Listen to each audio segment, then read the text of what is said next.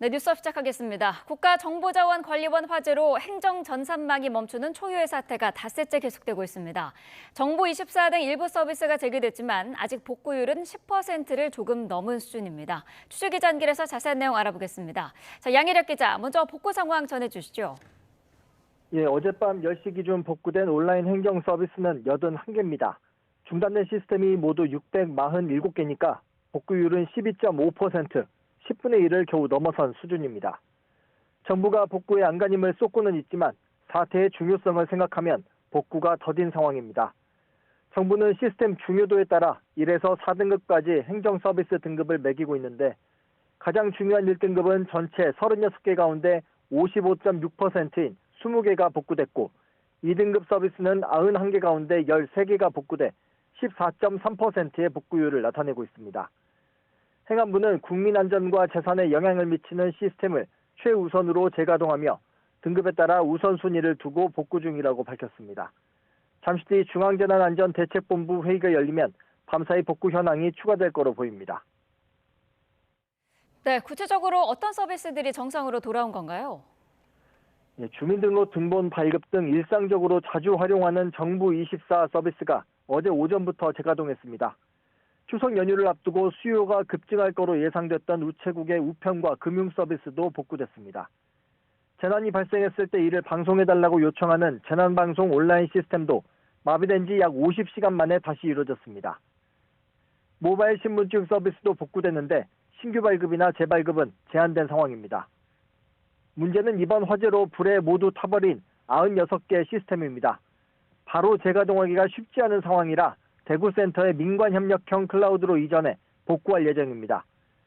또 아직 복구가 안 된 시스템들에 대해선 재가동될 때마다 포털사이트 네이버와 다음을 통해 공지하고 보도자료를 배포하기로 했습니다.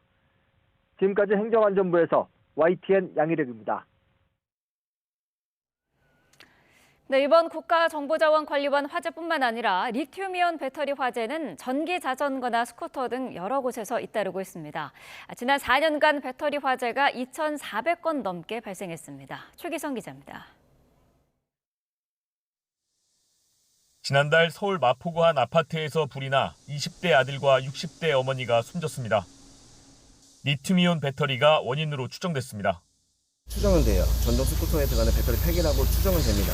2차 점진 거는 맞는 것 같습니다.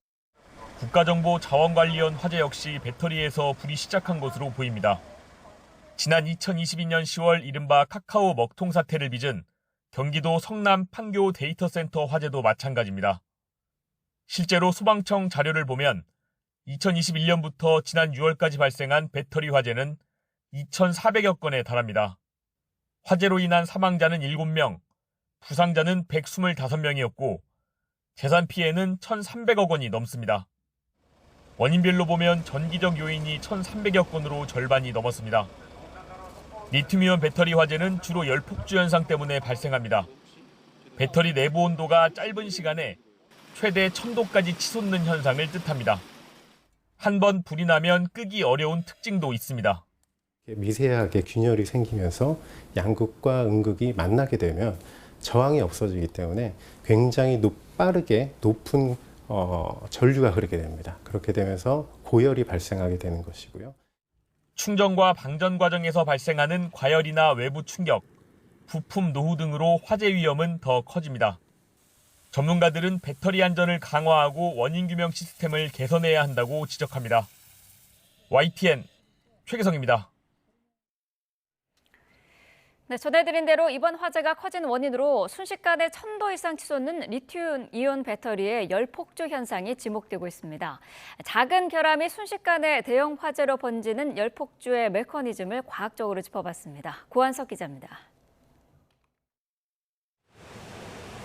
리튬이온 배터리는 스마트폰, 전기차, 데이터 센터의 비상 전원 등 전반에 걸쳐 사용됩니다. 문제는 열폭주가 시작되면 제어하기가 매우 어렵다는 점입니다. 배터리 내부에서 미세한 단락이나 과열이 발생하면 전해질이 분해되면서 메탄, 에틸렌 등 가연성 가스를 방출하고 배터리 양극의 화학물질이 분해되면서 산소도 뿜어져 나옵니다. 이 과정에서 온도가 급격히 상승해 불과 5에서 10초 만에 1000도 이상 치솟을 수 있습니다.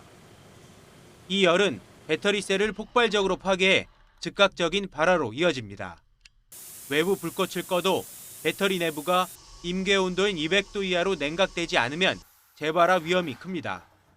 우리가 항상 손에 들고 다니는 스마트폰의 리튬이온 배터리도 한번 불이 나면 끄기가 어렵습니다. 배터리가 이상하게 변형이 된다든지 연기가 나오는 현상이 나타나면 잠시 후에 열폭주로 이어질 확률이 매우 높거든요. 네. 그런 경우에는 끄려고 하지 마시고 네. 즉시 반대 방향으로 대피하시는 게 우선입니다. 데이터 센터의 경우 수천 개의 배터리셀이 밀집된 환경이어서 대형 화재로 번질 가능성이 큽니다. 전문가들은 데이터 센터 화재를 막기 위해 실시간 온도 가스 감지 센서를 구축하고 배터리 간 간격을 확보하는 등 화재 예방 시설을 강화하는 것이 시급하다고 지적합니다. YTN 고한석입니다. 네, 추석 황금 연휴를 앞두고 벌어진 전산망 마비를 두고 정치권의 내탓 공방은 계속되고 있습니다. 민주당은 전임 윤석열 정부를, 국민의힘은 현 정부의 관리 소홀을 질타하면서 서로에게 책임을 전가하는 데 급급하다는 비판의 목소리도 나옵니다. 김다연 기자가 보도합니다. 더불어민주당은 국가정보자원관리원 화재로 불편을 겪게 된 국민에 사과하며 일단 고개를 숙였습니다. 재발 방지책 마련에 야당도 머리를 맞대자고 집권 여당으로서 책임 있는 자세를 피력하는 데 집중했습니다. 국민 여러분들께 송구하다는 말씀을 드립니다. 재발 방지 대책의 대책 마련에 도움을 줄 수 있는 것이라면 무엇이든지 돕겠습니다. 하지만 물밑에선 폭탄 돌리기가 시작됐습니다.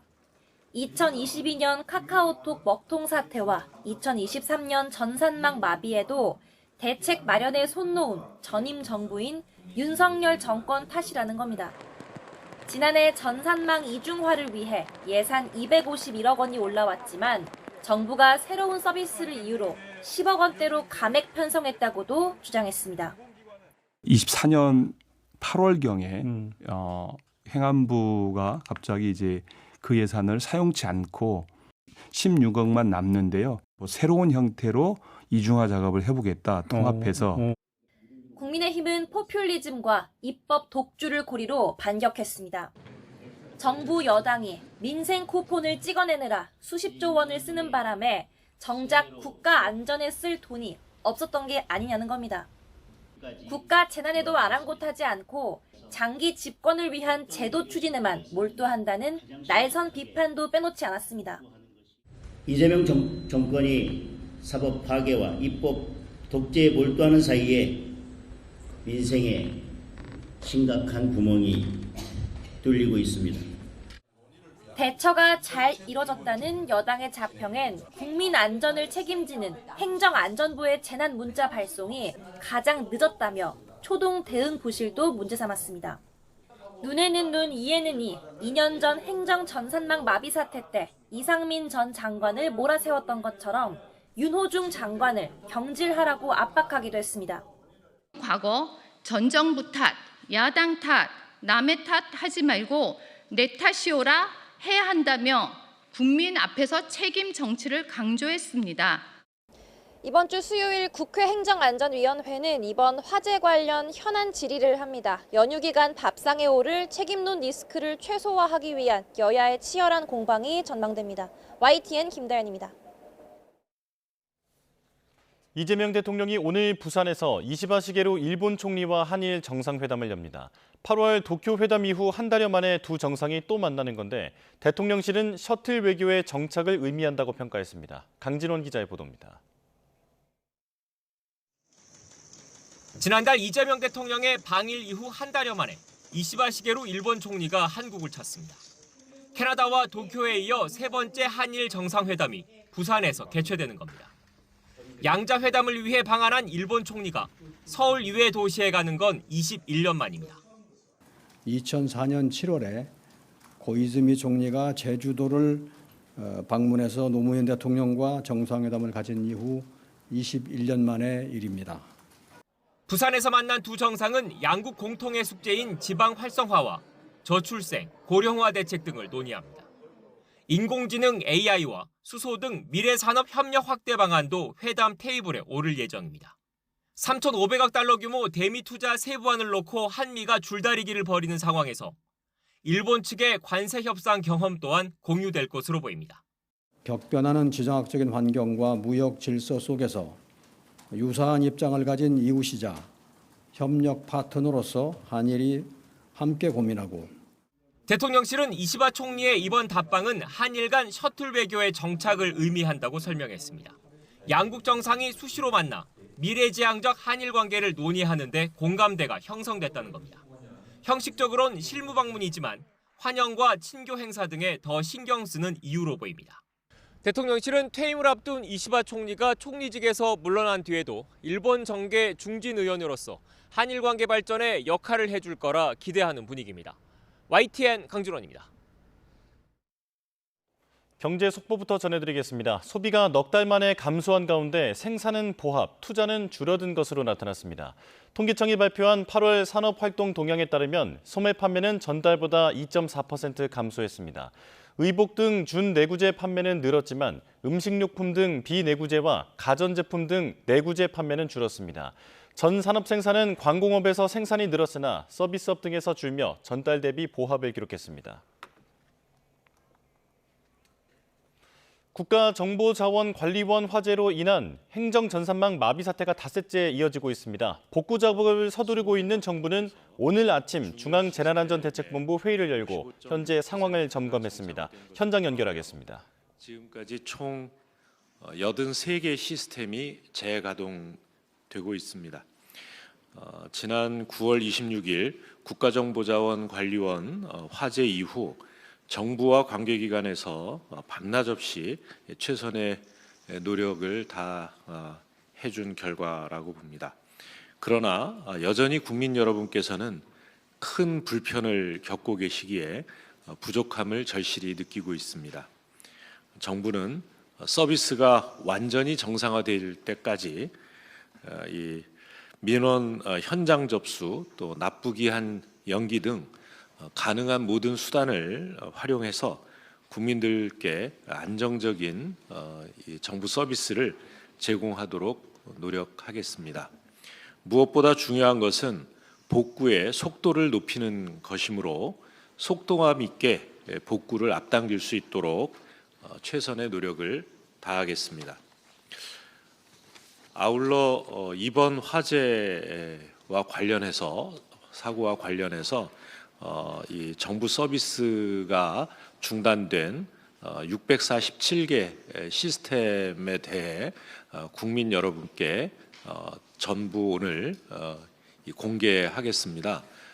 이 그 647개 시스템 목록뿐 아니라 각 등급 또 앞으로의 복구 계획까지 국민 여러분께 공개를 해서 국민 여러분과 함께 이 복구 현황을 확인하고 또 불편을 최대한 덜어드리도록 노력하겠습니다. 이 시스템 전면 공개가 늦어진 것은 이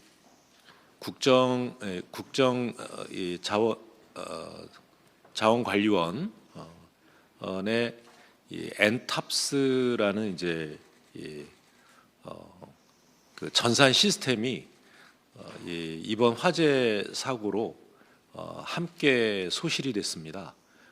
그래서 그 국정자원관리원의 그 직원들이 가지고 있는 자료, 그다음에 기억 이런 것들을 전부 동원해서 이 리스트를 복원하고 또 이것을 그 시스템을 관리하는 각 부처 공공기관과 대조해서 최종적으로 명확한 확실한 이 정보를 취합하느라고 그 시간이 소요됐다라는 점 말씀드립니다. 국민 여러분께 그 재난의 이 복구 상황을 함께 공유하고 함께 이 재난 극복을 위해서 최선을 다하는 그런 모습을 앞으로도 보여나가겠다는 말씀을 드립니다. 무엇보다도 투명한 그 복구 작업을 진행해 나가겠다 말씀드립니다. 또 이번 화재와 관련해서 또 하나 우려되는 점은 정부 기관을 사칭한 스미싱, 피싱 범죄의 가능성입니다.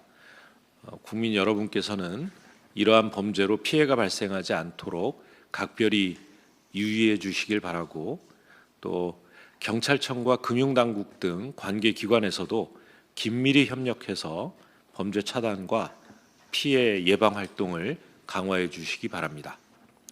오늘 오후에 저는 우체국을 방문해서 우체국 금융 택배 서비스가 시스템 복구 이후에 차질 없이 운영되고 있는지 직접 확인하고, 또 이어서 주민센터에서 민원 처리 상황과 현장의 애로 사항을 확인하도록 하겠습니다. 마지막으로 불편을 겪고 계신 국민 여러분께 다시 한번 깊이 사죄드리며, 오늘 회의에서도 조속한 문제 해결을 위해 다양한 방안을 논의하고 실행하겠다는 말씀드립니다. 정부는 끝까지 책임을 다해 국민 불편을 하루빨리 해소할 수 있도록 최선을 다하겠습니다. 감사합니다. 이후 회의는 비공개로 진행될 예정입니다.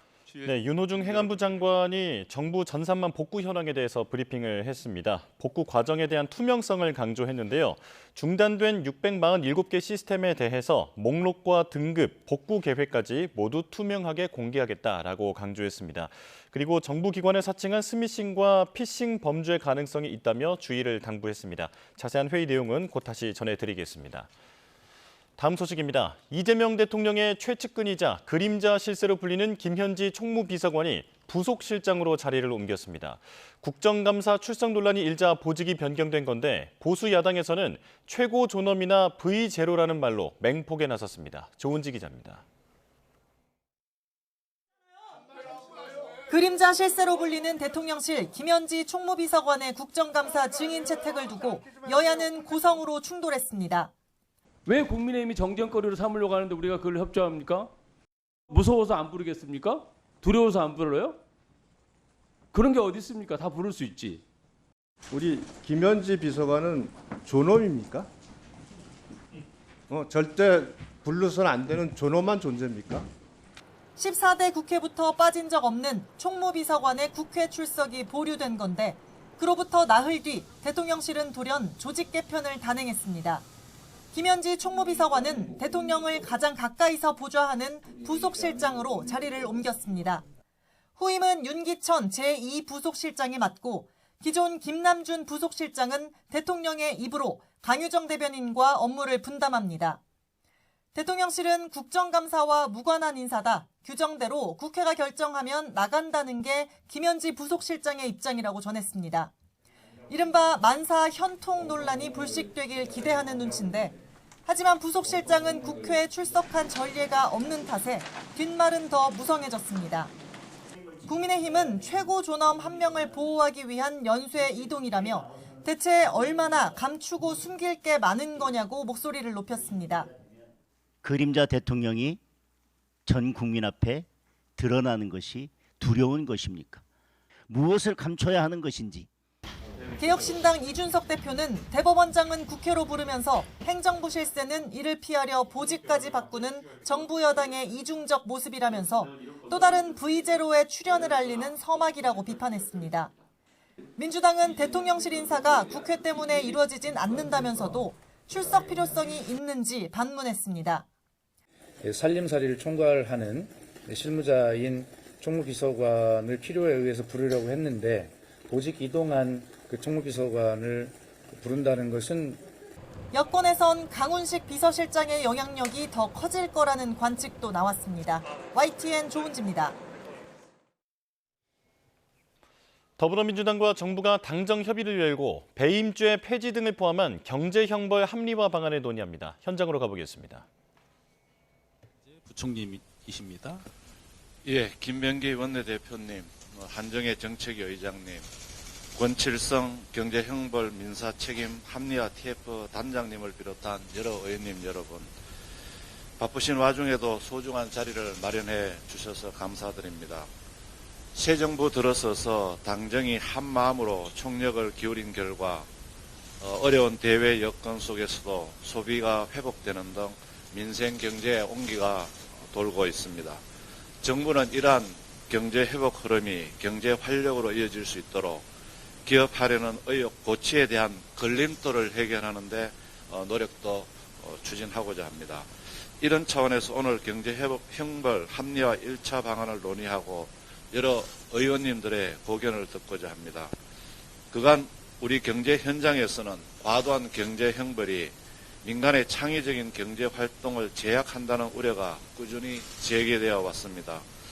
특히 사업주가 모든 책임을 질 수 있다는 불확실성으로 인해 기업 활동이 위축되고 경미한 의무 위반으로 자영업자, 소상공인 여러분들이 형사처벌을 받는 안타까운 사례도 있었습니다.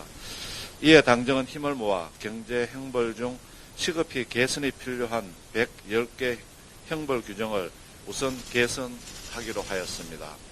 추진 방향은 다음과 같습니다. 첫째, 그간 기업 경영 활동을 옥죄는 요인으로 지목된 배임죄 개선 방안을 마련하는 한편 선의의 사업주가 피해받지 않도록 제도적 장치를 마련하겠습니다. 둘째, 형벌은 경감하되 금전적 책임성을 강화하여 위법 행위를 실효적으로 억제하겠습니다. 셋째, 경미한 의무 위반 사항은 과태료로 전환하는 등 국민 부담을 완화하겠습니다. 마지막으로는 행정 제재로 바로잡을 수 있는 사안은 형벌보다는 행정 제재를 먼저 부과하겠습니다. 경제 형벌 합리화는 정부의 노력만으로는 한계가 있습니다. 기업이 마음껏 뛰고 민생의 부담을 더는 경제 생태계를 만들기 위해서는 당에서도 적극적인 입법 지원을 부탁드립니다. 특히 이미 경제 형벌 개선 과제로 발굴되어 국회에 계류 중인 식품위생법, 5개 광고물법 등 생활 밀착형 법안에 대해서도 조속히 통과될 수 있도록 부탁드리겠습니다. 오늘 주신 소중한 의견들은 향후 경제 형벌 합리화 방안을 마련하는 과정에서 더 적극 반영하도록 하겠습니다. 감사합니다. 고맙습니다. 감사합니다. 구윤철 경제부총리의 발언 듣고 왔습니다. 과도한 형벌이 민간의 창의적 경제 활동을 제약할 우려가 있다면서 110개 형벌 규정을 우선 개선하기로 했다. 그리고 배임죄 개선 방안을 마련하겠다라고 밝혔습니다. 자세한 회의 내용은 곧 다시 전해드리겠습니다. 다음 소식입니다. 국회 증언감정법이 더불어민주당 주도로 본회의 문턱을 넘으며 4박 5일 동안 이어진 필리버스터 전국도 마무리됐습니다. 증감법이 2차례 수정 이후 통과되는 과정에선 이른바 더 센 추미애법이라는 설전이 오갔는데 여야 갈등의 골은 깊어지고 있습니다. 임성재 기자의 보도입니다. 필리버스터 전국 닷새째 대미를 장식한 건 국회 증언감정법입니다. 국정조사 같은 국회 특위 활동이 종료돼도 위증죄를 고발할 수 있도록 하는 게 핵심인데 위원장이 거부해도 제적 과반의 서명으로 고발할 수 있도록 했습니다. 국민의힘은 다수당이 고발권을 독점하려는 위헌적 악법이라며 분명한 반대의 뜻을 밝혔습니다. 민주당이 원하면 누구든지 골라서 고발할 수 있도록 계약을 해놓았습니다. 민주당은 그러나 위증을 단죄하자는 게 왜 문제가 되느냐고 큰소리쳤습니다. 위증을 하고도 처벌받지 않는 자들을 볼 때 국민은 정의가 멀리 있다고 절망하게 됩니다. 특히 법안 상정 직전 민주당은 위증 고발 주체를 국회의장에서 법제사법위원장으로 수정했는데 이를 두고 여야는 물론 여권 안에서도 묘한 신경전이 오갔습니다. 국민의힘이 이를 더 센 추미애법으로 명명하며 추미애 법사위원장이 국회의장보다 우위에 있다는 얘기라며 우원식 의장을 자극했고 의장실도 관련해 사전 조율은 없었다며 수정안 처리에 제동을 걸었습니다. 결국 민주당은 표결 직전 고위전략회의와 의원총회를 잇따라 열어 우 의장이 다시 고발 주체가 되는 원안으로 2차 수정안을 의결했습니다.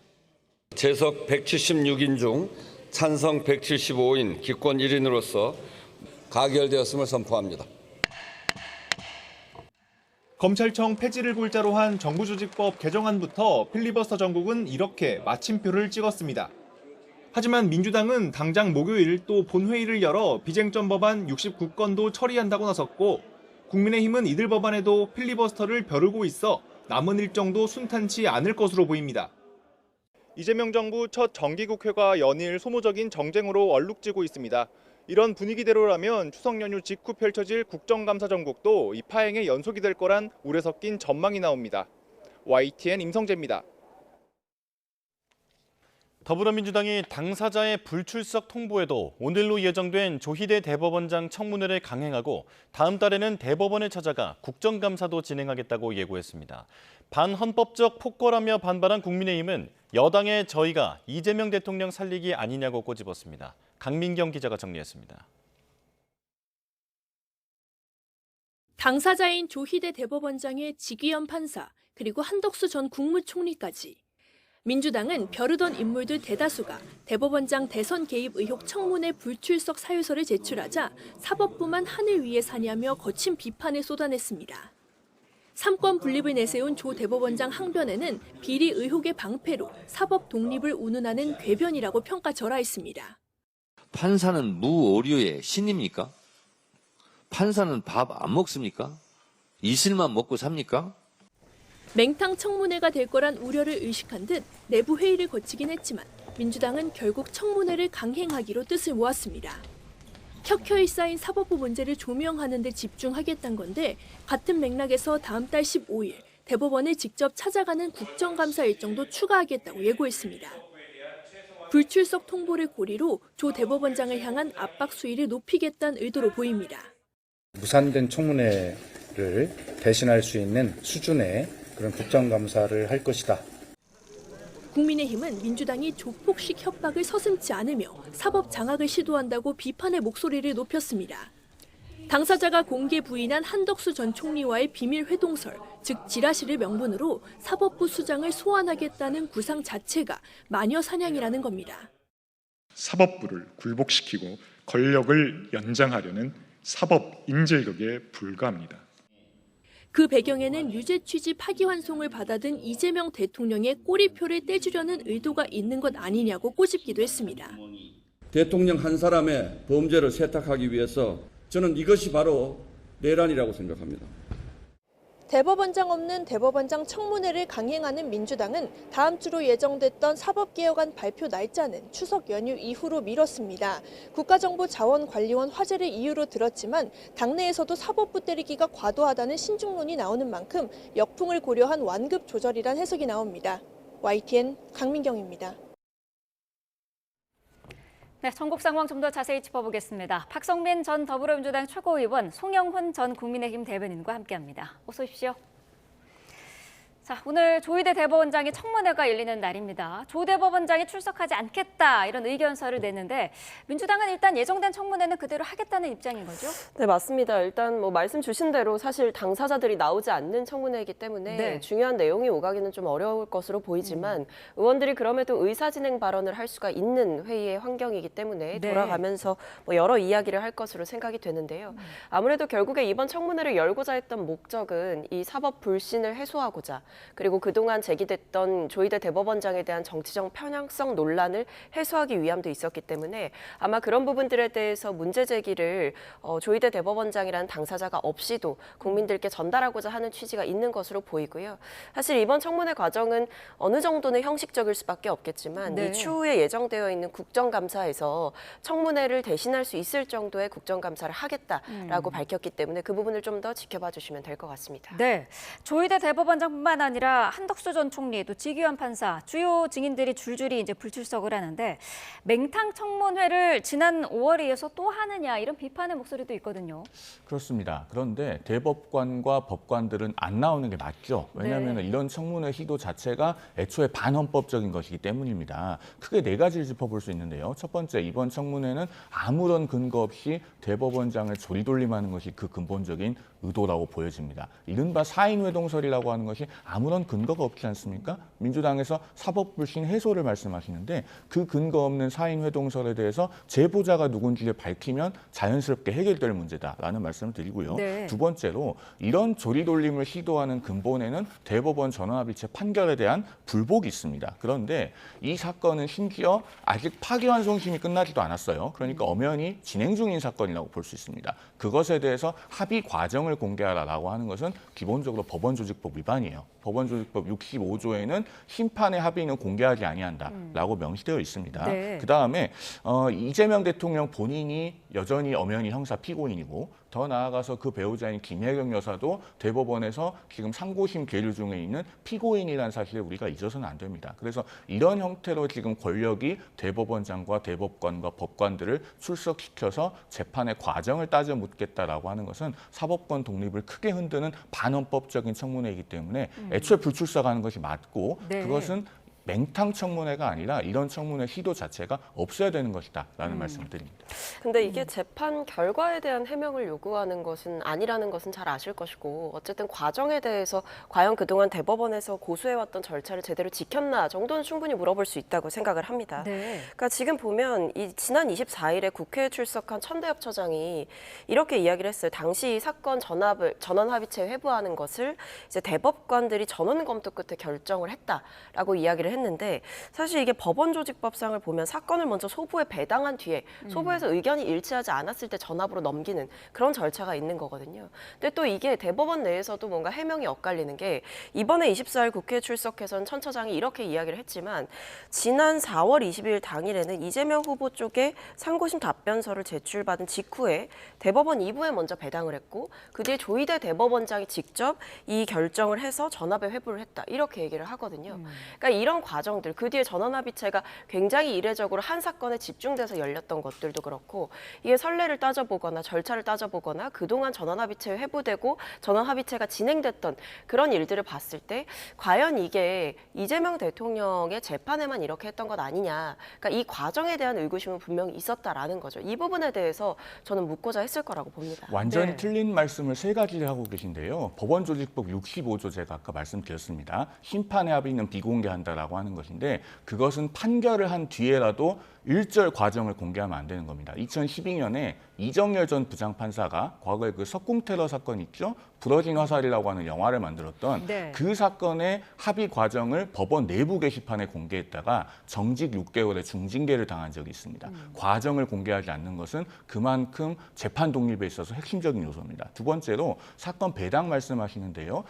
법원조직법 7조에 보면은 대법원은 원래 전원합의체가 심리하는 것이 원칙입니다. 그리고 소부로 내려보내는 것은 단서에 있어요. 다만 사건이 워낙 많아서 모든 사건을 그렇게 못할 뿐이지 전원합의체가 원칙이라는 것을 법원행정처장도 이미 나와서 설명했습니다. 세 번째, 그 당시에 소부 배당은요. 전원합의체로 가기로 되어 있는 사건도 일단 주심대법관을 배당합니다. 그러면은 그 주심대법관이 속해 있는 소부에 자동 배당이 된다. 이 부분도 천대엽 법원행정처장이 나와서 이미 설명을 한 부분이다라는 점을 말씀드립니다. 네, 민주당은 오늘 어쨌든 청문회를 예정대로 하고 다음 달 대법원을 찾아가서 국정감사도 하겠다는 건데 그동안 얘기가 좀 나왔었던 탄핵 카드는 들어간 건가요? 근데 탄핵 카드는요, 사실 지도부에서 공개적으로 밝힌 바는 없었던 네. 거고요. 여기에 대해서 이제 오히려 뭐 최근에 일부 최고위원들이 방송에 나와서 공개적으로 지금 지도부에서는 탄핵 카드를 검토하고 있지 않다라고 이야기를 했습니다. 네. 그렇기 때문에 뭐 일종의 뭐 여러 가지 정치적인 비판들이 있었습니다. 이게 어쨌든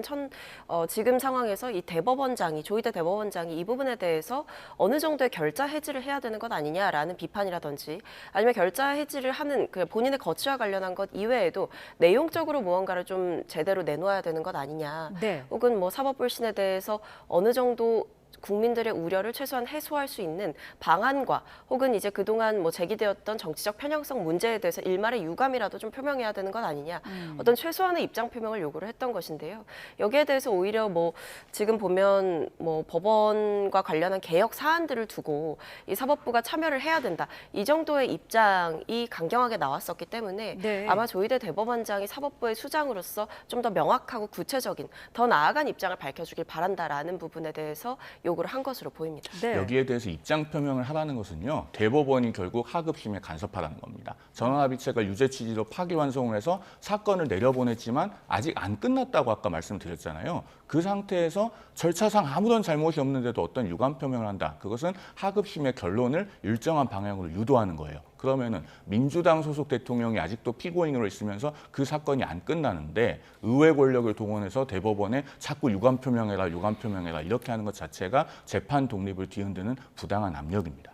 네. 근데 저는 개인적으로 뭐 여러 말씀을 해주셨지만 이게 어쨌든 뭐 결과에 대해서 따져묻기 이전에 절차에 대해서는 충분히 물을 수 있다고 생각을 하거든요. 당시에 이제 전원합의체가 이게 특정 사건, 그러니까 이재명 대통령과 관련된 그 특정 사건을 전원합의체 회부한 날에 합의기일이 진행이 됐고 그 뒤에 첫 번째 합의기일이 있고 나서 이틀 만에 또다시 이틀 후에 두 번째 합의기일을 잡았고 이렇게 특정 사건만을 위해서 합의기일을 잡는 것도 이례적이다라는 평가가 있었기 때문에 당시에 이렇게 초고속으로 진행했던 이유가 뭐냐. 결과적으로 보면 사실상 거의 9일 만에 1심과 2심의 결과가 판이하게 달랐던 사안에 대해서 전원합의체에 회부하면서 대통령 선거 직전에 사법부가 이런 결정을 내렸던 것이기 때문에 뭐 유죄 취지의 파기환송을 내린 부분까지 문제 삼을 수는 없다라고 생각을 합니다만 그 절차적으로 이례적 속도전을 벌인 것은 사실이지 않는가. 이 부분에 대해서는 전 충분히 문제 제기를 할 수가 있고 이것은 사법부를 뒤흔들려는 것이 아니라 납득되지 않는 절차 혹은 특정인에게만 빠르게 진행됐던 절차가 있다라고 한다면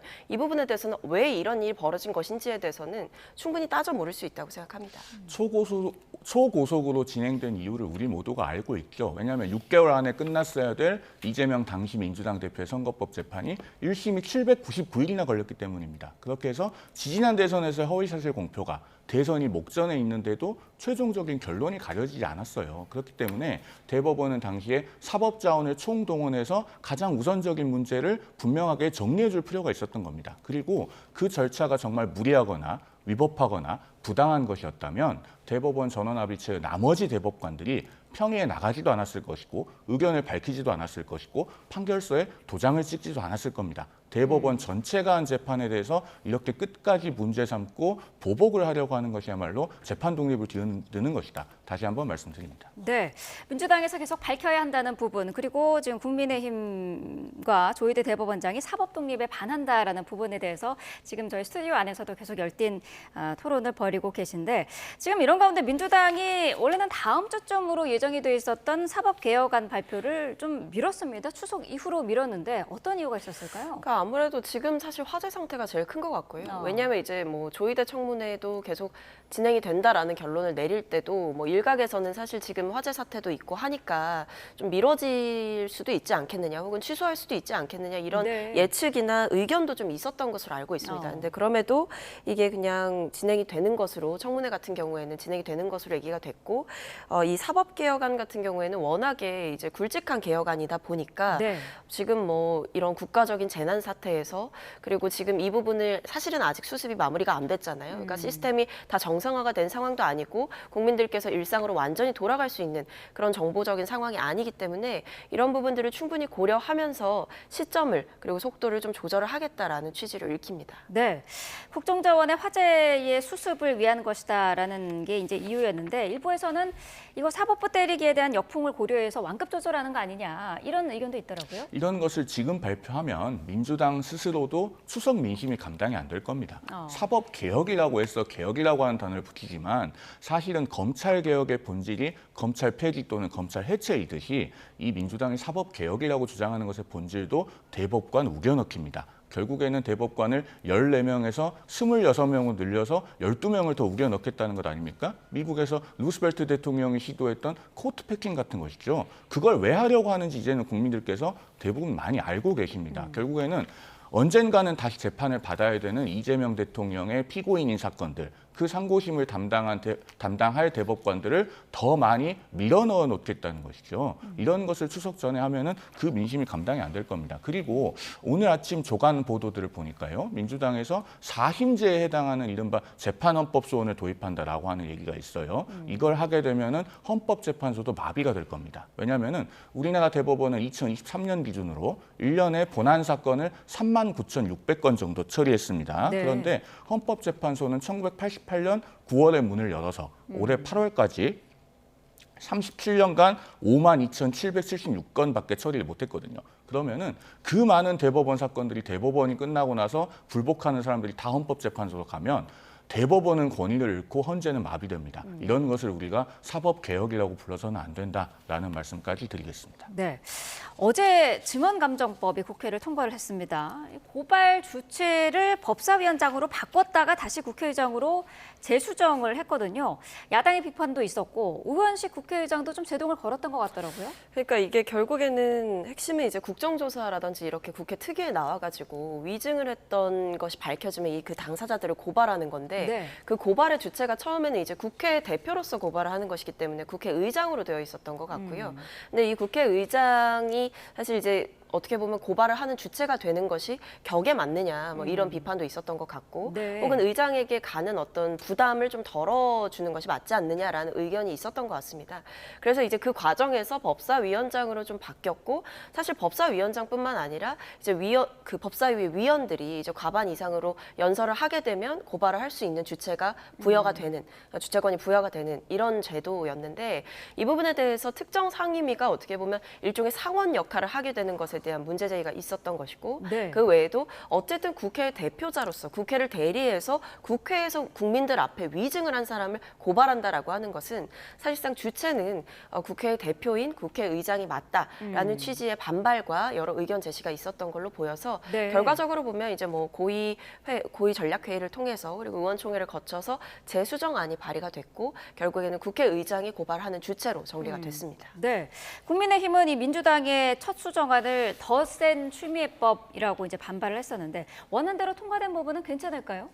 이 법안 자체가 사실은 저희는 좀 문제가 있다고 봅니다. 네. 왜냐하면은 어떤 증인이 위증으로 고발해야 될 만한 대상인지는 일단 그 회의를 진행했던 상임위에서 제일 잘 알지 않겠습니까? 그런데 다수당이 이것을 상임위 밖으로 가지고 나와서 연서로 고발을 하자고 하면은 결국에는 국회의장이 고발하게 되는 그런 시스템을 만든 것이란 말이에요. 그러면은 정치적으로 상당히 보복 수단으로 악용될 가능성이 있지 않는가 이렇게 보는 거예요. 그런데 네. 입법 과정이 더 나쁩니다. 지금 민주당이 압도적인 다수당이기 때문에 필리버스터는 24시간까지밖에 못합니다. 그런데 그 사이에도 연거푸 수정안이 발의됐잖아요. 그리고 중간에는 법사위원장을 고발 주체로 하는 수정안이 나오기도 했는데 법사위원장은 국회 대표성이 없습니다.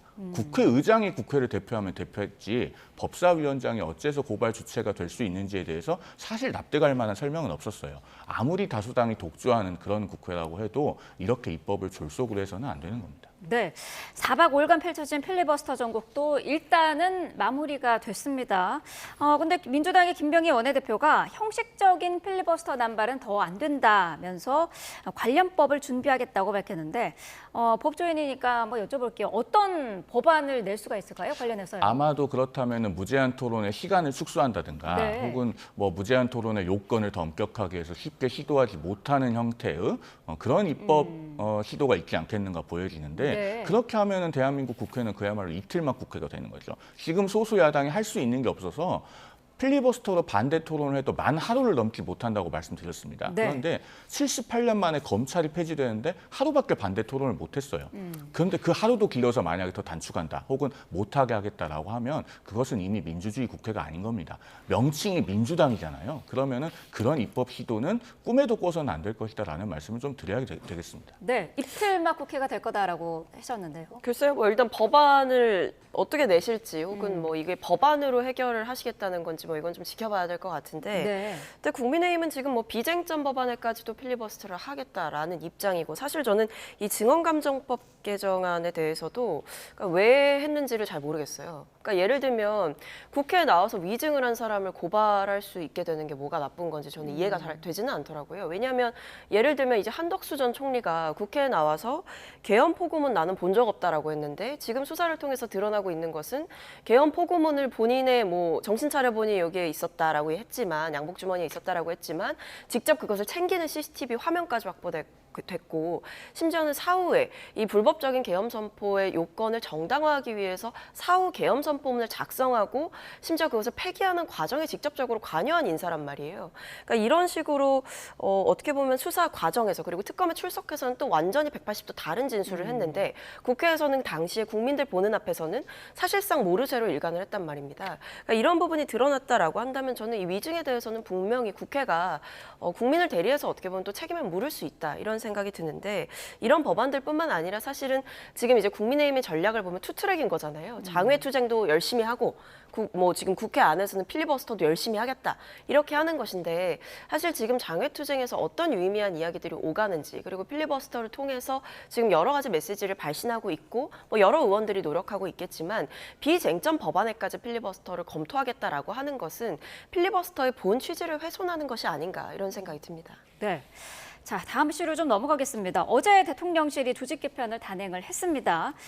이재명 대통령 최측근 인사죠. 김현지 총무비서관, 또 김남준, 윤기천 실장이 각각 자리를 옮겼는데 이게 결과적으로 보면은 서로 자리를 돌아가면서 채우는 게 됐더라고요.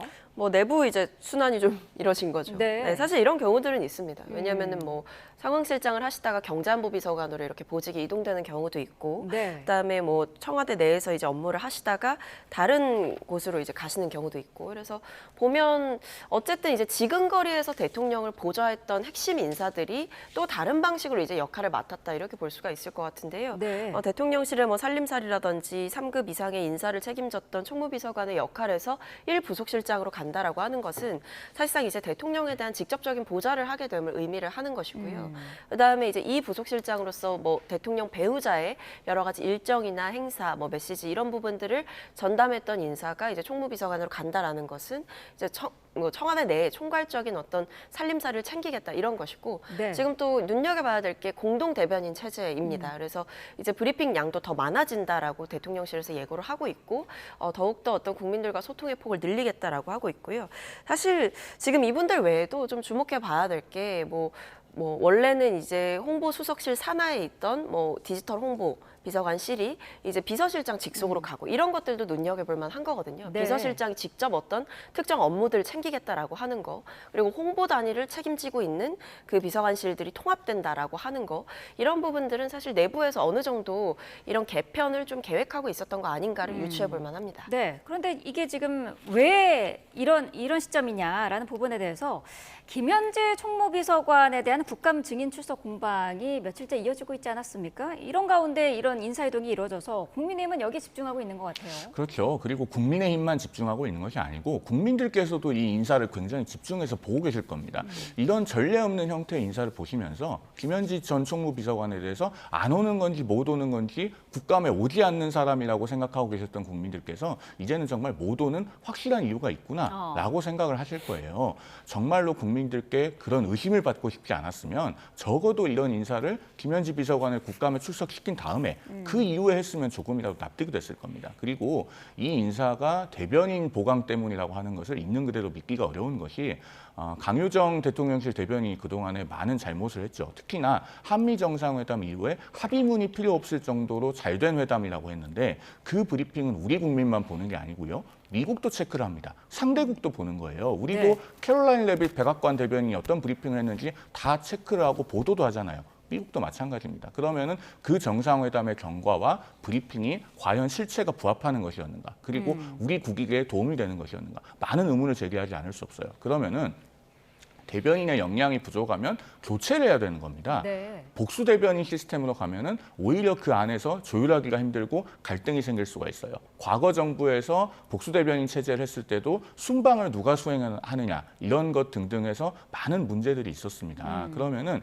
이 복수 대변인이라고 하는 인사 결과 자체가 자연스럽지 않기 때문에 네. 결국은 김현지 전 총무비서관을 국감에 출석시키지 않기 위해서 어딘가로 이동을 시켜야 했고 그것이 인사의 포인트가 돼서 이 이런 내부적인 회전문 인사가 있지 않았나 이렇게 보일 수밖에 없는 거죠. 근데 뭐 대통령실 인사라는 게 그렇게 하루 이틀 만에 결정되는 일은 아니기 때문에 네. 특히나 어느 정도 이렇게 뭐 정책홍보비서관실, 국정홍보비서관실 통합하는 문제도 있고 뭐 비서실장 직속, 정무수석 직속으로 새로운 단위들이 들어온다라고 하는 거 그리고 공동 대변인 체제를 만든다라고 하는 것들은 어느 정도의 기획이 필요한 일들입니다. 네. 그리고 지금 뭐 대변인 복수 대변인 되면 문제 많아진다라는 취지의 말씀을 주셨지만 사실 지금 이미 대통령실에 부대변인도 복수로 있어요.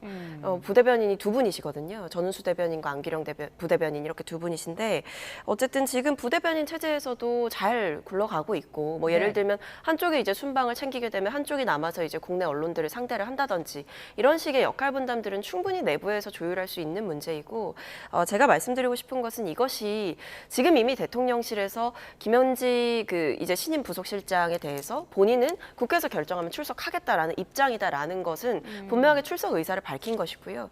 그 외에도 지금 여러 가지 이제 보직의 이동들이 있었고 새로운 보직이 생기고 추가가 되고 이런 일들이 있었고 이건 결국 누군가의 인사 검증과도 맞물리는 일이기 때문에 단순히 하루 이틀 만에 되는 일은 아니다라는 말씀 드리겠습니다. 그러니까 네. 그 하루 이틀 만에 되지 않는다는 말씀이 결국 지난주 금요일에 언론에 대대적으로 보도가 됐던 김현지 비서관이 못 나오는 이유가 있다. 열흘 안에 알게 된다라는 말과 맞아떨어지는 거예요. 그러면 김현지 전 총무비서관을 어딘가로 이동을 시켜야 되는데 대통령실 인사는 여러 가지 기획을 해야 되니까 여러 날이 걸려서 결국은 어제 이런 인사가 발표됐다. 국민들께서 이렇게 보실 수 있는 것 아닙니까? 그러니까 이 인사에 대한 논란을 잠재우고 싶으면 김현지 전 총무비서관이 아무런 단서를 붙이지 말고 그냥 국회 증인으로 나오면 됩니다. 그리고 민주당도 그 증인 채택에 대해서 토달지 말고 반대를 안 하시면 될 문제예요. 지금 민주당에서 자꾸 국회에서 소리치면서 김현지 못 나오는 이유가 있어요. 이렇게 하는 장면들을 국민들께서 다 보셨기 때문에 이런 논란이 있는 것이다라는 말씀을 드립니다. 그러니까 네. 제가 말씀드린 여러 날이라는 거는 최소한 저는 뭐 며칠 내에 이것이 결정되지 않는다. 그러니까 말씀 주신 시점부터 갑자기 이 인적 개편을 준비했다 이렇게 생각하지 않고 확신에 차서 저는 말씀을 드릴 수가 있습니다. 대통령실에 있어 봤기 때문에 그런 시스템으로 굴러가지 않고 최소한 이 정도 그리고 새로운 비서관들이 생겨나고 새로운 직제가 생겨난다라는 건 인사검증과 맞물린다고 했고 대통령실의 인사검증은 최소한 한 달은 걸립니다. 최소. 그렇기 때문에 이게 뭐 며칠 만에 언론 보도 때문에 부랴부랴 뭔가 준비를 했다라기에는 그 시간은 굉장히 짧은 시간이고 그러기도 어려운 시간이라는 말씀 드리겠고 저는 뭐 신임 부속실장이 되셨기 때문에 업무상 출석하실 수 있을까라는 의구심은 있지만 어쨌든 본인이 직접 출석 의사를 밝힌 상황이기 때문에 필요하다면 국회에서 결정하신다면 나갈 거라고 생각합니다. 네. 대통령실 안에 있는 분들이 이동을 하는 거고 임명된 지 100일 정도밖에 안 된 분들인데 검증에 한 달이 걸린다라고 하는 말씀은 아마 국민들께서 수긍하시지 않을 것 같습니다. 알겠습니다. 자, 두 분 말씀 여기까지 듣겠습니다. 박성민 전 더불어민주당 최고위원, 송영훈 전 국민의힘 대변인과 함께했습니다. 고맙습니다.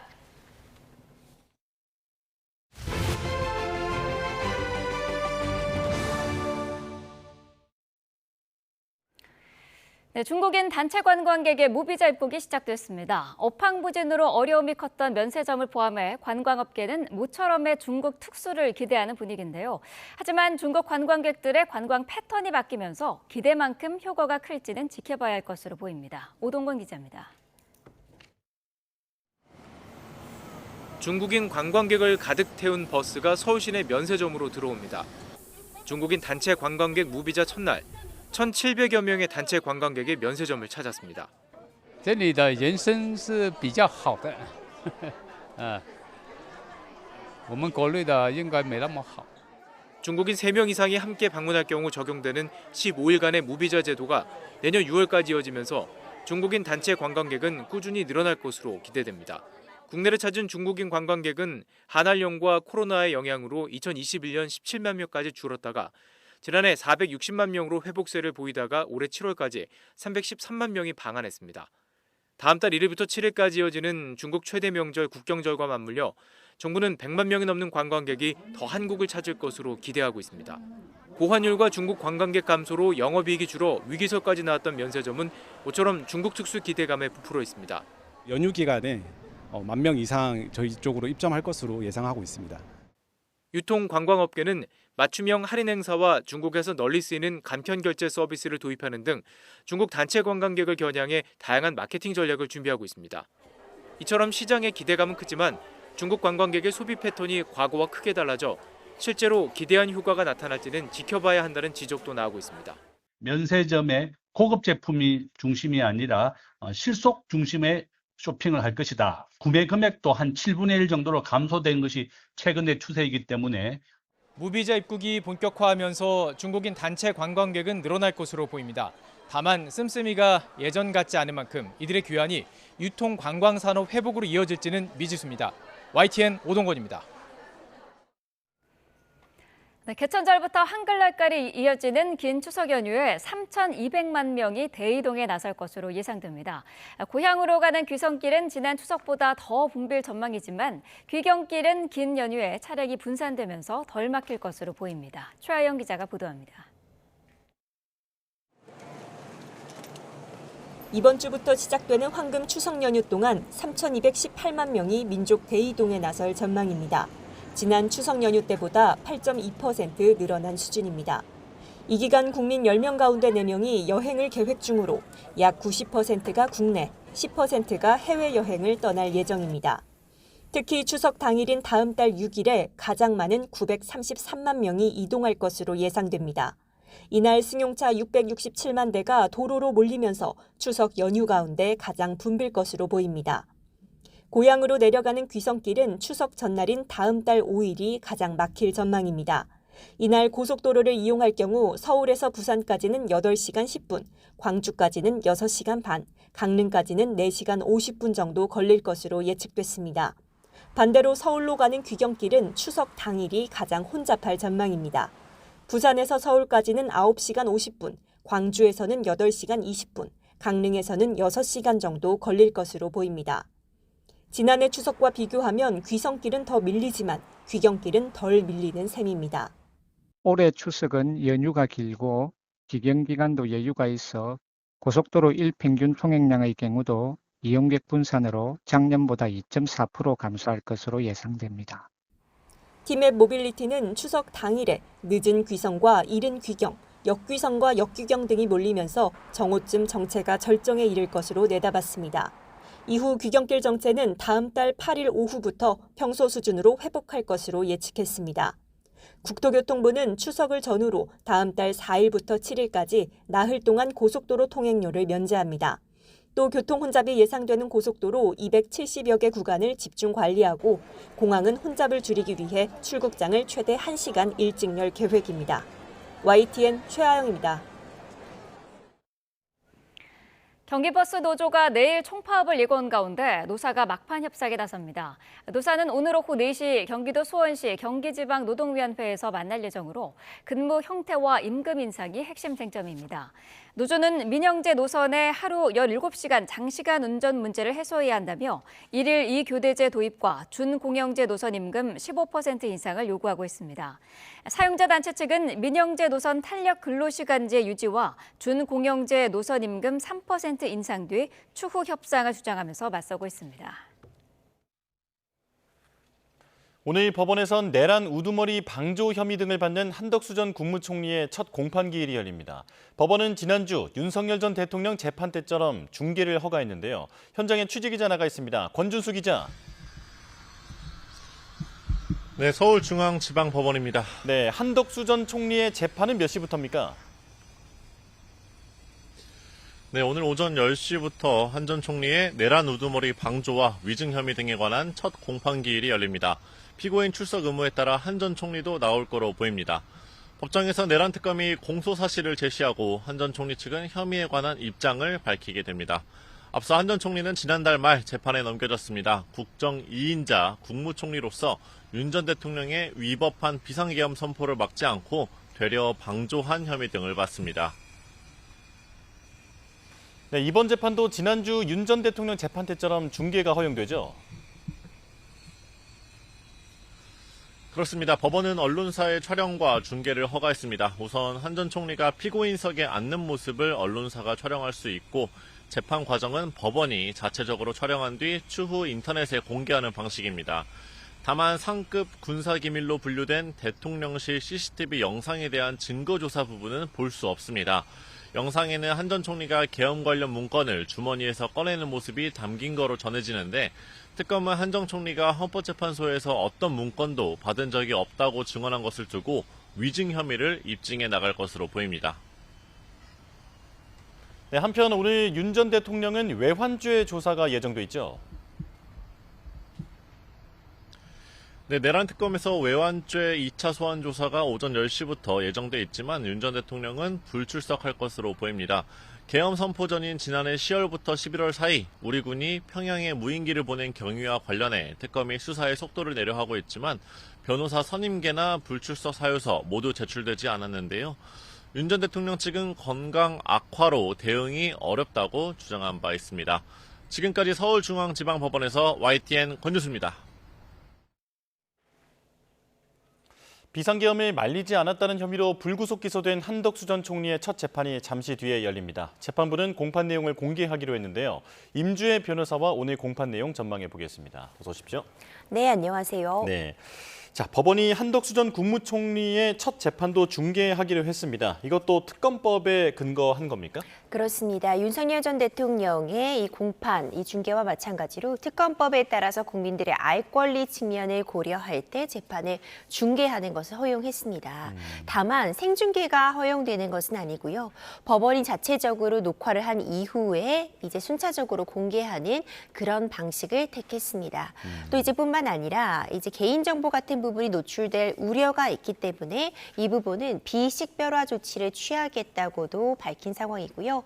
언론사의 취재 카메라가 이 공판이 본격적으로 시작되기에 앞서서 지금 한덕수 전 총리가 법원 안으로 들어오는 모습 그리고 착석하는 모습은 실시간 생중계로 곧바로 확인이 될 것으로 보이고 그 이후의 재판 과정은 녹화를 거친 이후에 공개가 될 상황입니다. 네, 오전 10시에 이 공판 기일이 열리기 때문에 이제 잠시 뒤면 한덕수 전 국무총리가 법원에 모습을 나타낼 것으로 전망이 되는데요.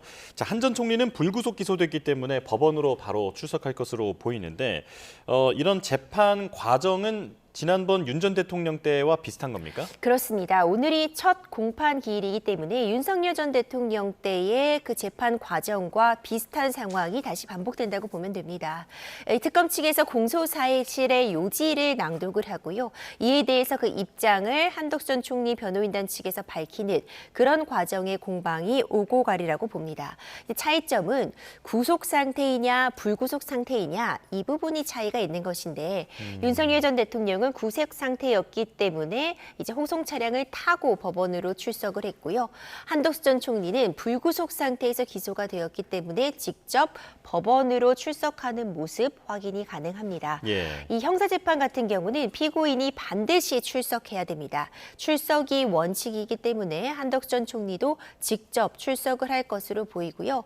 재판 과정이 사실상 비식별화 조치를 거친 후에 대부분 공개될 것으로 보이나 사실상 그 한덕수 전 총리의 불구속 여부를 가렸던 핵심적인 증거 자료라고 지금 나타나고 있는 이 CCTV, 대통령실 CCTV에서 이 비상계엄과 관련된 문건을 한덕수 전 총리가 받아서 양복 뒷주머니에 넣었다는 그 문제의 CCTV 영상은 오늘 재판에서는 활용이 되지만 이 영상 녹화 과정에서는 이 CCTV 영상이 대통령실 내부를 비추고 있기 때문에 이것은 국가 안보와도 직결되는 부분이라 보안상의 이유로 해서 이 해당 CCTV 부분은 공개하지 않기로 하였습니다.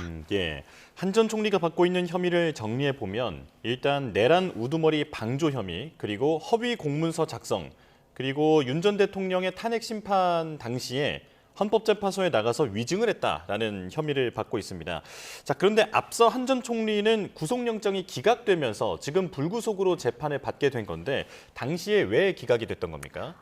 일단 구속영장이 기각된 가장 이제 주요한 사유를 보자면 먼저 기본적으로 이 내란죄의 방조 혐의라는 것이 한덕수 전 총리가 적극적으로 비상계엄 선포를 막지 않았다는 일종의 부작위 부분이 범죄의 구성 요건을 충족했다고 볼 수 있는가, 범죄의 소명을 다했다고 볼 수 있는가가 한 가지 쟁점이 되었습니다.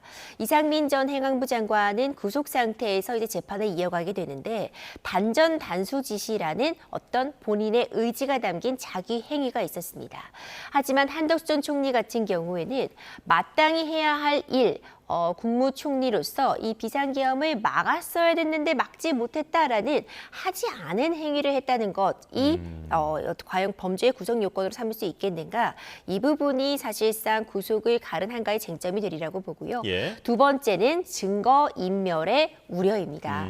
한덕수 총리 같은 경우에는 그 앞서 살펴봤던 비상계엄 관련 문건을 애초에 받아보지 못했다라고 진술을 했었는데 이후에 이와 상반되는 물증, 대통령실 CCTV가 등장을 하면서 진술의 신빙성에 큰 타격을 입었습니다. 하지만 이후 특검 조사에서 이 비상 관련된 문건을 받았다고 일부 증언을 번복했다는 부분이 확인이 되었는데 오히려 진술을 바꾼 부분이 물증과는 또 부합하게 되면서 증거인멸의 우려가 없다. 앞으로 수사와 재판에 성실하게 임하겠다라는 부분이 또 강조가 되면서 불구속 상태에서 재판을 이어가게 되었다라는 평가가 가능합니다. 예. 설명해 주신 대로 내란 우두머리 방조 혐의는 그러니까 헌법상 책무냐 정치적 도의적 책임이냐 이 부분에 대해서 양측의 공방이 이어질 것으로 보이는데 이를 제외한 허위 공문서 작성이라든지 대통령 기록물 관리법 위반이라든지 이런 부분은 상대적으로는 혐의 소명이 특검 입장에서 좀 쉬운 건 아닙니까? 그렇게 볼 수 있습니다. 이 사후 비상계엄 선포문 작성 같은 부분은 어찌 보자면은 지금 이런 문건을 작성했다가 폐기했다라는 진술들이 확보가 되어 있는 상황이기 때문에 특검 측이 혐의 입증은 비교적 쉽게 할 수 있었다라고 평가가 되고 예. 오히려 이 부분 같은 경우에는 이제 윤석열 전 대통령과의 진술이 배치되지 않는지가 쟁점이 될 수는 있어 보입니다. 윤석열 전 대통령이 이 보석 심사와 이 첫 공판 기일, 이 특수공무집행방해 공판 기일에서 이 사후 비상계엄 선포문과 관련해서 본인은 개입한 바가 없다고 좀 선을 긋는 그런 취지의 진술이 있었는데 과연 오늘 한덕수 전 총리가 이와 관련해서 대통령의 어떤 지시가 있었는지 여부에 대한 진술을 할지도 관심을 모으고 있고요. 이 내란 방조 혐의는 앞서 살펴본 것처럼 부작위에 대한 부분을 이 특검 측에서는 어떻게 범죄 구성 요건으로 포함시킬지 반대로 한덕수 전 총리 같은 경우에는 도의적인 책임을 다하지 못한 것일 뿐 어떤 행위를 하지 못했다. 그래서 비상계엄을 막지 못했다는 것이 법적 처벌 대상이 아니라는 점을 명확하게 하면서 양측이 치열한 공방을 오고 가리라고 보는데요. 이 내란죄는 법정형이 굉장히 높게 구성되어 있습니다. 이 내란죄의 방조로서 처벌이 되느냐 되지 않느냐는 사실상 뭐 허위 공문서 작성이라던가 다른 혐의에 비해서 훨씬 더 중하게 처벌될 수 있는 부분이기 때문에 양측이 이 부분은 법적인 논리로서 크게 다툴 측면이 있다 이렇게 보여집니다. 예. 자, 윤 전 대통령 얘기로 넘어가 보겠습니다. 지금 재판보다도 더 큰 관심을 받고 있는 게 보석 신문이잖아요. 이제 신문을 받았고 결과가 언제 나올지 이건 어떻게 전망이 됩니까? 이제 원칙적인 경우라고 한다면 형사소송 규칙에는 이제 신청이 있으면 7일 내에 결정한다는 규정은 있지만 예. 특별한 사정이 있으면 이 기간은 연장이 될 수 있습니다. 이번 사안 같은 경우는 이미 특수한 상황이라고 볼 수밖에 없습니다. 이 신문 기일이 진행이 되었고 양측이 첨예하게 대립하고 있는 측면 그리고 높은 국민적인 관심도를 고려할 때 재판부도 심사숙고할 수밖에 없어 보입니다. 이르다면 추석 연휴 시작 전에 이번 주 내에 결론이 나올 수도 있다는 전망도 있지만 워낙 관심도가 높고 쟁점들이 충돌하고 있는 만큼 기간이 더 걸릴 것이다라는 이야기도 나오고 있습니다. 지금 윤석열 전 대통령 같은 경우에는 1.8평짜리 이 독방에서 이 구치소에서 생활하는 것에 어려움을 토로하면서 건강상의 문제가 발생을 해서 오히려 수사와 재판에 협조하고 있지 못한 것이다. 불구속 상태에서 건강 관리를 하면서 성실하게 재판에 임하겠다라는 취지의 주장을 펴고 있고요. 이와 반대로 특검은 지금 구속 상태에서도 수사와 재판이 협조적이지 못한 상황인데 불구속 상태에서는 오히려 더 어려울 수 있다라는 취지의 주장을 펴면서 양측이 대립하고 있습니다. 예. 그런데 보석대는 나왔는데 그 이후에는 또다시 재판에 불응하고 있기 때문에 이게 그 보석 신문을 진행한 그 재판부 입장에서 보기에는 보석을 허용해주기는 어렵지 않을까 이런 분석도 있거든요. 보석이 쉽지 않다는 평가가 주를 이루고 있습니다. 일단 다른 이유는 제외하고서라도 구속 상태와 지금을 비교해 봤을 때 어떤 현저한 사정 변경이 있다고는 보기 어려운 측면이 있기 때문에 이 상황에서 보석을 허용하는 것이 쉽지 않겠다라는 의견들이 나오고 있고요. 다만 건강상의 문제 같은 부분은 좀 더 살펴볼 측면은 있어 보이는데 저번에 공개된 그 영상을 보더라도 윤석열 전 대통령이 체중이 많이 빠지고 건강에 있어서 많이 쇠약해진 모습을 보였다라는 의견도 있습니다. 다만 어떤 건강상의 문제가 있다고 해서 바로 보석이 허용되는 것은 또 아닙니다. 과연 이것이 수감 상태를 이어가지 못할 정도의 건강상의 문제인지는 재판부에서 다른 제출한 증거 자료들을 놓고 충분히 검토를 이어가리라고 보고요. 보석 신문에는 출석을 했으나 어제 있었던 또 내란죄 형사재판과 이후에 이 외환 관련 혐의에 대한 이 수사 요청이 또 응하지 않았습니다. 그러니까요. 이 보석 신문 이후 구토 증세를 보이고 있다, 어지럼증을 호소하고 있다, 또다시 건강상의 문제를 들었는데 일단 보석이 허용되려면 불구속 상태에서도 성실하게 재판에 임하겠다는 부분이 전제가 돼야 됩니다. 그런데 이 부분이 전제가 되지 못한다면 재판부 입장에서도 보석을 허용하기가 좀 어려운 측면이 있다는 평가가 주를 이룹니다. 예, 그래서 보석은 아마 받아들여지지 않을 가능성이 높다라는 게 지금 법조계에서는 전반적으로 그렇게 보고 있더라고요. 자, 보석이 허가됐던 사례도 한번 짚어보겠습니다. 이명박 전 대통령의 유일하다고요? 그렇습니다. 이명박 전 대통령 같은 경우에는 이제 구속이 된 지 이제 1년여 만에 보석이 허용됐던 사례가 있습니다. 그런데 이 부분은 조금 다르게 평가할 수 있는 것이 1심 판결이 선고가 되었고 항소심이 진행되는 그 과정이었습니다. 이때 이 구속기간이 이미 만료가 직전 구속기한을 한 달여 앞두고 있었는데 아직 이 재판에 이 결론이 나오진 않고 있는 상황이어서 만약 보석을 하지 않으면 오히려 어떤 제한을 달지 않고 그대로 석방이 돼야 하는 상황이었습니다. 당시에도 재판부에서는 이 보석이 어떤 조건, 다른 사람들과 접촉하지 않고 어떤 거주지에 제한을 두고 제한을 둔 이 석방을 하는 것이 오히려 구속기간 만료로 석방을 하는 것보다는 낫다는 판단 하에 이루어진 보석이었다. 이런 점은 좀 감안을 한 측면이 있을 것 같고요.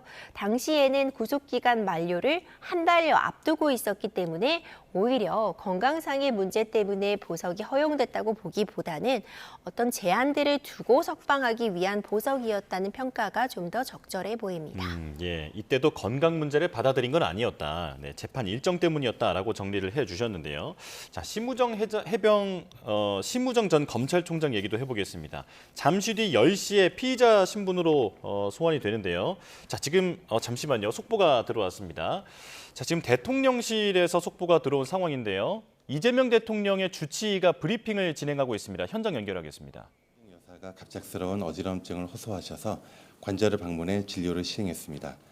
신경학적 검진을 실시한 결과 뇌신경이나 운동 기능이나 감각 이상, 손해 이상은 보이지 않으셨고 이후에 어지럼증의 원인을 확인하기 위한 전문 검사를 시행하여 오른쪽 귓속 돌 2석의 이상으로 인해서 생기는 양성 발작성 취의성 현우님을 확인하였습니다. 보통은 이석증이라고 많이 알려져 있습니다. 이에 따라 돌을 제자리에 돌려놓는 치료법을 시행을 하였고 일부 호전을 보이셔서 많이 회복은 되셨지만 약간의 증상이 남아 있으셔서 이후에 약물 처방을 하고 안정을 취하셨습니다. 오늘 아침에 다시 진료를 시행을 하였고 증상은 매우 많이 호전이 되셨지만 여전히 어지러움증이 남아 있어서 낙상 예방을 위해서 며칠간은 안정을 유지하기로 하셨습니다. 보통 이석증 회복이 된 이후에도 한 2, 3일 정도는 안정을 취하는 게 의학적으로 일반적으로 권고되는 사항입니다. 이석증은 치료 이후에도 머리를 움직이지 않는 안정적인 생활 유지가 필요한 상황이기 때문에 이에 따라서 오늘 김혜경 여사님의 일정은 불가피하게 수행할 수 없게 되었습니다. 이상 브리핑을 마치도록 하겠습니다. 네, 대통령실 박상민 주치의의 브리핑이었는데요. 김혜경 여사가 어제 저녁에 어지럼증을 호소했는데 이석증이다라고 직접 언급했습니다. 그래서 며칠간 안정을 유지하기로 해서 앞으로의 일정에는 좀 차질이 있다라고 알려왔습니다. 자, 그리고 이제 국민의힘으로 연결을 해보겠습니다. 오늘 국회 법사위에서 조희대 대법원장 청문회가 진행되는 가운데 국민의힘이 원내대책회의에서 대응 전략을 논의합니다. 현장으로 가보겠습니다. 오늘 이재명 정권과 더불어민주당이 강행하는 사법부 조리돌림 청문회는 대한민국 헌정사에 길이 남을 입법 폭거이자 민주주의 파괴의 흑역사로 기록될 것입니다. 애초에 근거조차 없는 의혹이었습니다. 정체불명의 AI 조작 음성인지 변조된 음성인지 유언비어 수준을 토대로 해서 사법부 수장을 국회로 끌어내리려는 시도 자체가 저열한 정치 공작입니다. 삼권 분립의 헌법 시스템을 정면으로 부정하고 사법부를 권력에 굴복시키겠다는 광기 어린 입법 독재 행태입니다. 우리 헌법 103조는 법관은 오직 헌법과 법률 그리고 양심에 따라 독립하여 심판한다고 규정하고 있습니다. 법원조직법은 합의 과정을 비공개하도록 되어 있고 국정감사법은 재판 개입을 금지하도록 명시하고 있습니다. 더불어민주당은 이런 기본 상식과 법률을 무시하고 사법부를 이재명 정권 전용 인민재판부로 만들려고 획책하고 있습니다. 헌법을 근본부터 허물어뜨리는 작태입니다. 조희대 대법원장을 비롯한 대법관들이 불출석을 선언한 것은 너무도 당연합니다. 위헌 위법적인 청문회에 사법부가 덜러리를 설 이유가 없기 때문입니다. 그럼에도 더불어민주당은 숨지 말라는 협박과 마지막 기회 운운하면서 조희대 대법원장과 사법부를 벼랑 끝으로 내몰고 있습니다. 이는 견제가 아니라 조폭다운 협박입니다. 추미애 법사위원장과 여당 법사위원들에게 경고합니다. 오늘 강행하는 청문회는 대한민국 헌법과 민주공화정을 무너뜨리는 첫 일격으로 역사에 기록될 것이며 여러분은 민주공화정 파괴의 주범으로 역사에 기록될 것입니다. 필리버스터에 대해서 한 말씀 드리겠습니다.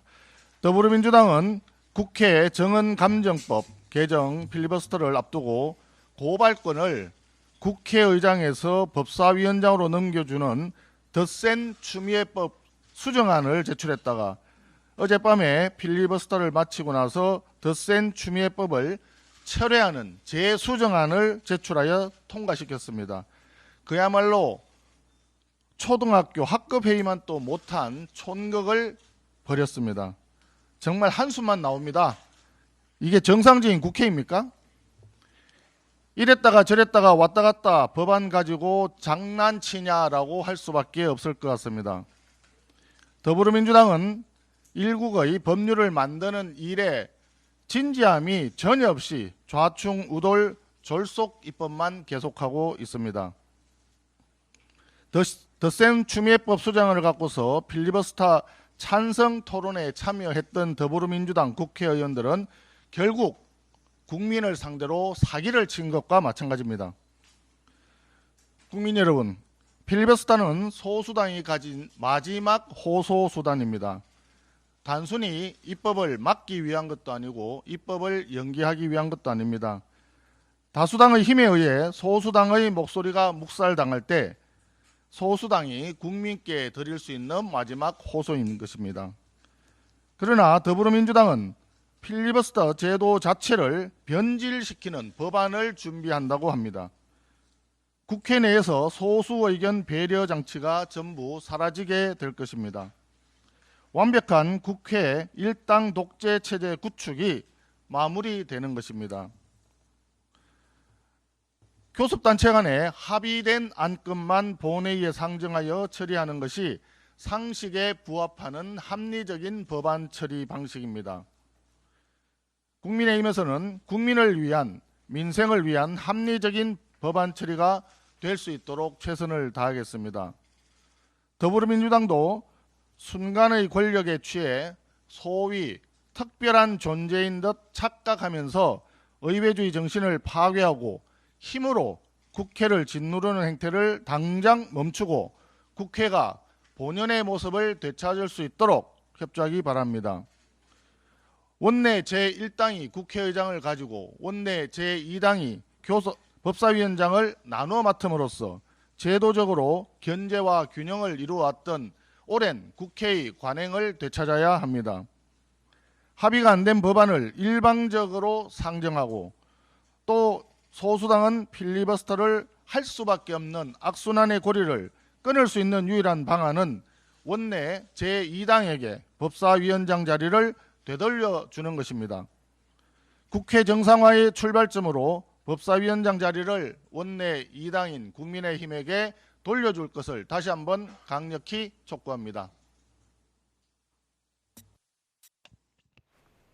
네, 송원석 원내대표의 발언 듣고 왔습니다. 조희대 대법원장 청문회에 대해서는 삼권 분립을 부정하는 협박이다라고 비판했고요. 그리고 국회 증언감정법이 재수정안으로 통과된 것도 비판을 내놨습니다. 회의 내용은 곧 정리해서 알려드리겠습니다. 임주혜 변호사와 짧게 조금만 더 짚어보겠습니다. 심우전 전 검찰총장, 그러니까 이종섭 전 국방부 장관이 호주 대사로 임명돼서 그 나가는 과정에 관여했다라는 의혹을 받고 있는 거죠. 그렇습니다. 오늘 피의자 신분으로 심우정 전 검찰총장이 소환 조사 예정되어 있습니다. 결국 이종섭 전 국방부 장관이 호주 대사로 임명되는 이 과정이 사실상 이 수사 외역과 관련된 이 추가적인 어떤 수사나 의혹 제기를 막기 위함이 아닌가. 특히 이때 출국 금지가 되어 있는데 호주 대사로 임명되는 전후 과정에서 출국 금지를 해제하는 데 심우정 전 검찰총장이 어떤 영향을 끼친 것이 아닌가에 대한 의혹을 오늘 수사 집중적으로 이어가리라고 봅니다. 네, 알겠습니다. 여기까지 듣겠습니다. 임주혜 변호사였습니다. 고맙습니다. 자, 이번엔 증시 보겠습니다. 나흘 만에 상승해 다시 3,430선에 복귀한 코스피, 오늘도 상승 출발하고 있는데요. 한국거래소로 가보겠습니다. 자, 화면에서 보시다시피 코스피와 코스닥 모두 빨간불을 켜고 있습니다. 코스피는 0.14% 오른 3,436포인트에 개장했고, 그리고 코스닥은 0.1% 오른 847.52포인트로 출발했습니다. 지금 가장 큰 불안 요소는 환율인데요. 오늘 원달러 환율이 1.3원 오른 1,400원, 정확히 1,400원에 개장했습니다. 증시 소식도 이어지는 뉴스에서 전해드리겠습니다. 서늘함이 감도는 아침 서쪽 지방 곳곳에서는 복사 안개가 자욱했습니다. 지금도 약하게 방무가 끼어 있는 곳이 있는데 하늘은 차츰 맑아지겠습니다. 9월의 마지막 날인 오늘도 한낮에는 서울과 순천 등 대부분 지역이 25도 안팎을 보이겠고요. 낮 기온이 오르는 만큼 일교차도 크게 벌어지겠습니다. 겉옷으로 체온 조절 잘 해주시기 바랍니다.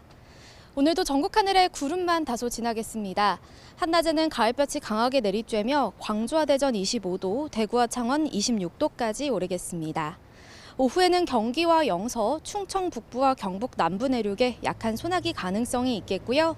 내일까지는 대체로 맑겠지만 목요일 밤에는 전남과 제주도에서 비가 시작돼 개천절이자 추석 연휴 첫날인 금요일에는 영동과 충청 이남 지방에 비가 내릴 전망입니다.